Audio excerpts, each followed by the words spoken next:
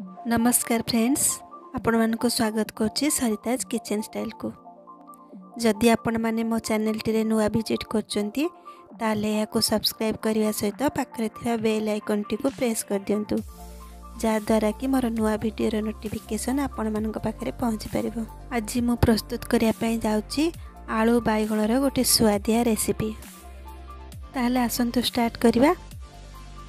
एथि पई मु नेछि दुईटा बाइगण, दुईटा आलू आउ किछि सजना छुई। ए सब को मु भल भाबरे धोईकी ताको लंबा लंबा करके काटी नेछि। दुईटा बड़ टमाटो को मु काटी के नेछि। गोटे बड़ पियाज आउ बड़ी।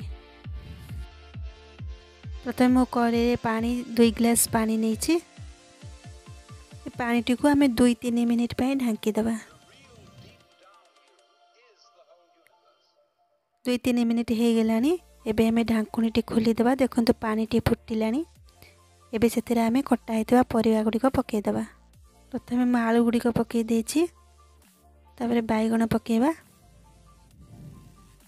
तापरे मु जो छुई गुडी को काटी के रखितले ताको पके दबा। स्वाद अनुसार लूण पकेबा, गोटे चम्मच हल्दी पाउडर पकेबा। ए सब को भल भाबरे गोळै दबा आ ताको घोड़े की 5 मिनिट पे छाड़ दबा।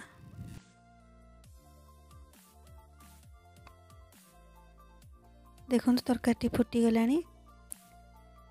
एबे आमे एथिरे कटा हेतिबा टमाटो गुडी को पके दबा।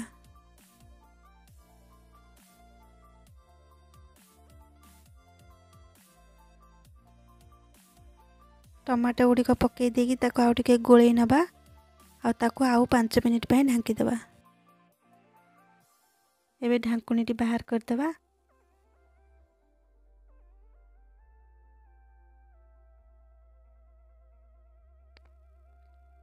देखो तो ये छुईटी मु देखुची सिझी गलानी। एबे गैस टी को बंद कर दबा। एबे ताको हमें गोटे बाउल ले ओजार दबा।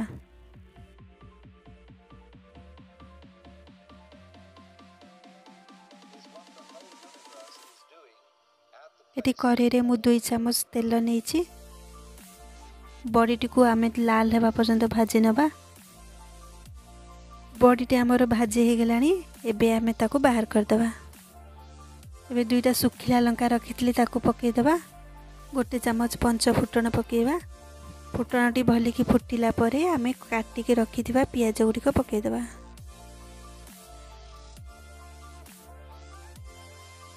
ए पियाज टी टिके भाजी नबा।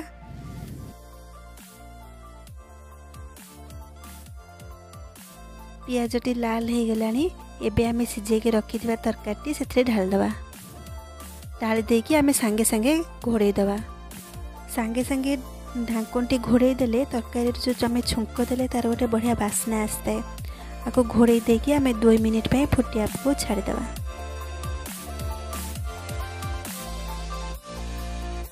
दो मिनिट हे गेलानी। एबे हमें कबरटी बाहर कर दबा।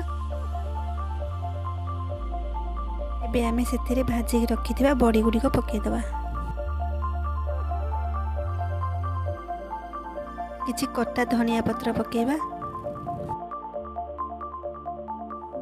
ए सब को हमें भल भाबरे गोळै दबा आ गोटे मिनिट पे ढांकी दबा।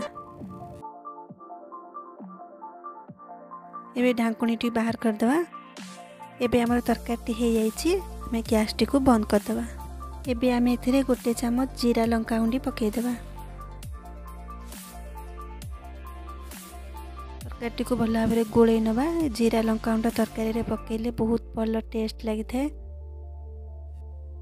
एथर प्रस्तुत हे गला हमर बाइगण आलू तरकारी।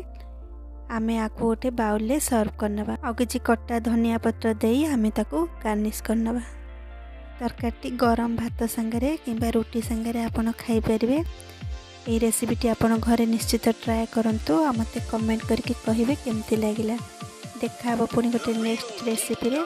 सेते पर्यंत विदाय दियंतु। रहिली, बाय।